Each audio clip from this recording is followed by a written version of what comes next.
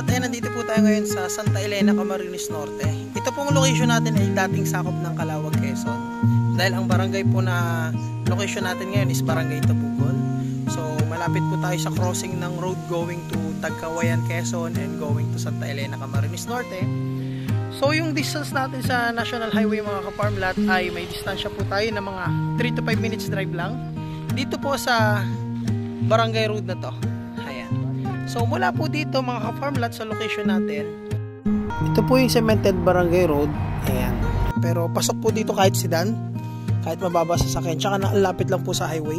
So ito po yung titingnan natin 4.8 hectares ay 40 meters lang yung distance sa kalsada. So ito po yung right of way, ito po yung mga dinadaanan ng mga may property sa loob. Ayan. So itong daan po, banayad lang siya. Hindi po siya tarik na tarik. Mga 20 degree angle lang po yung pagka-slope niya. Ayan, ito yung mga madadaanan natin. Ayan. So 4.8 hectares po ito na new gun. So ayan mga ka-farmlat, napakadaling i-tripping nito dahil ang lapit lang po nito sa highway. Siguro mga more or less 1 kilometer to 1.5 kilometers lang yung distance nito pag galing ka po dun sa National Highway. Ayan mga ka-farmlat, ito pong nilalakaran natin ay sakop na po ito ng property. Ayan, parang palayan to, dating maliit lang or sapa-sapa lang siya na may mga gabi po dito, mga gulayin. Ayan, tama-tama naman dyan yung property. Tamnan nyo rin po dito ng Galiang, maganda dyan sa area na yan ng Galiang. Diretso tayo. So, eto mga farmlat, maganda yung location po ng property. Bukod sa malapit yung pagka hili ng lupa, maganda. Banayad lang. Kaya kahit oldies na po ang makakabili nito for retirement plan, ay pwedeng pwede po. Yan. Kayang-kaya pa to ng medyo oldies dahil hindi man siya ganong kaplat, di rin naman siya ganong kahili. Ganda oh. So sa mahilig po sa manok panabong na gustong gawing game farm po ito, pwede po dahil maganda yung structure ng lupa niya. Ayan. Ganda ng property oh.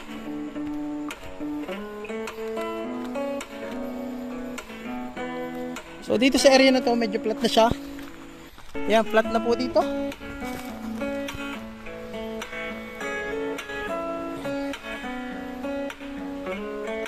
Isang palok doon.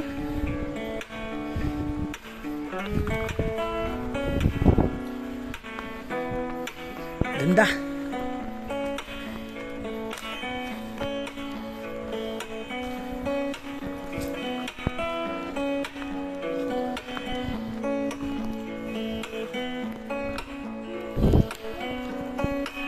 Katakaran pa po yung nyug dito. And presko po, mahangin. And siguro yung distance dito ng dagat mga 5 to 6 kilometers. Ayan. So mahangin po. So dito kaya po may trapal mga ka-farmlat. Alam niyo naman po sa probinsya, pag mayroon pong halimbawa may patay, nagkakaroon po yung tupada po bawal na. Pero pag mayroon pong patay, parang puso po baga sa pag may lamay po ay may sugalan. So ito po naging ano naman po siya, tupadahan. Dahil maganda po yung location, pantayin. Ayan. Pero pag may ano lang naman po, yung nakiusap lang yung yung kamag-anak ng namatayan para mag-ano dito. Ayan. Pero sa makakabili, napakaganda nga naman itong gawing game farm sa mga mahilig sa mga breeder po dyan, and sa mga gustong mag livestock, kambingan, bakahan, pwedeng pwede rin po ito. Sa gustong mag backyard poultry, backyard piggery, pwede rin kasi napakalapit naman. Kumbaga hindi mahirap ang logistic dito dahil malapit lang siya sa kalsada and napakalapit po sa highway. Kumbaga konting minutong drive lang, highway ka na. So hindi ka na masyadong papasok ng barangay road. So kaya maganda po dito yung business din. Ano po? So ayan. So sa nyog, meron pong mga mabababang nyog, meron naman pong matataas na rin. Ayan, kaya kung kayo makabili dito, gusto nyo magpaputol ng nyog dahil materyales sa gagawin yung kubo or bahay, tamang-tama rin naman, hindi na kayo bibili, kukuha nyo na lang ng permit for cutting po yan. Ayan. So ayan. So ganda mga ka-farmlat, ang presko dito mga ka-farmlat, kaya ano pang hinihintay nyo? Sayang po ito, napakaganda. And ayun, makikita nyo naman na talagang panalong-panalo rin itong property na to. At hindi po kayo nga mahihirapang i-tripping. So kaya natin i-tripping to pag nag-meet tayo dito sa Tabugon. Siguro 20 minutes lang tapos na yung tripping. Kasi madali lang puntahan eh. And then yung property, hindi po masukal, malinis po siya. So nami-maintain ng tabas. May mga damo siya, mabababa. Ayan. So hindi masyadong linisin. Grass cutter lang po, ayos na ito. Ayan. So kung dito kayo mapwesto ng bahay, ang kagandahan po, hanggang doon, di tanaw na tanaw nyo. Kung may meron kayong mga alagang manok, backyard ng baboy. So dito pa lang makikita nyo na yung kung ano nangyayari doon sa alaga nyo. So ayan. So napakagandang retirement plan property rin po nito. One of my highly recommended din.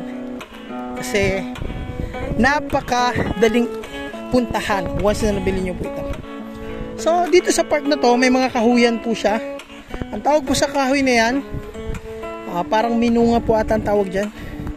Ito po yung panahon na nag-uuling pa tayo. Yan po yung inuuling natin. Ayan. Tayo po ay naging mag-uuling nung nag-aaral pa tayo. Habang nag-aaral, nag-uuling po ako noon. Nung high school po. Ayan. Then dito sa part na to mga ka-farm lot, hili siya mga 30-degree angle. Then pagdating naman doon, malinis din, nakapantayan siya. So pwede nyong ihiwalay. I mean kung ano yung gusto nyong gawin dito sa bandang to, kung gusto nyo dito ay yung mga baka, kambing, tapos dun sa unang part ng video ay yung mga manok or mga pananim. So depende sa inyo. Napakalawak naman po ng 4.8 at saktong-sakto po ang sukat ng 4.8 mga ka-farm lot, dahil ang maximum po ng mga farm lot na dapat maipangalan po sa name nyo ay 5 hectares. So ito po napakaganda kasi hindi man siya ganun kasakto, napakalit naman ang diferensya sa 5 hectares. 4.8 lamang po ito. Ano po? So tamang-tama. Ayan. So dito maganda po yung baka dahil meron po silang pag-iinuman ng alam nyo na, tubig. Ayan.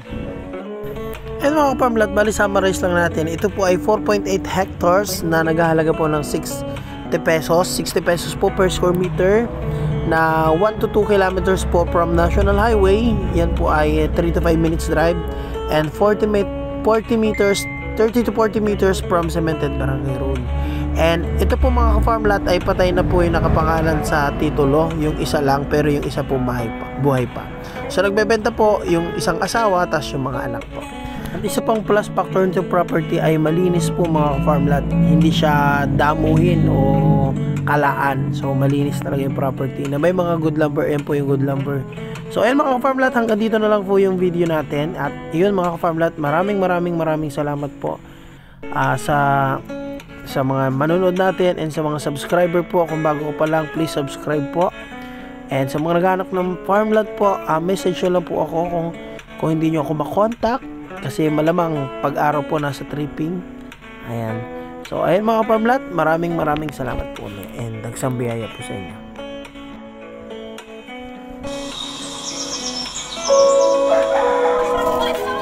Ang sarap mamuhay sa probinsya. Sariwang hangin at ang sarap sa tenga ng tawa ng mga bata. Ang sarap dito tumanda. Kaya kung wala ka pang probinsya, handang tumulong ang grupo namin para mahanapan po kayo ng retirement plan. Investment farm, ganun din ang bakasyonan. Kaya tara na, dito sa Quezon Province habang mura pa ang mga lupa. Kaya sa mga nais pong mag-inquire, ayan po ang ating FB account, Facebook page, WhatsApp and Viber para sa susunod, kayo naman po ang maservisyohan namin. Maraming salamat po.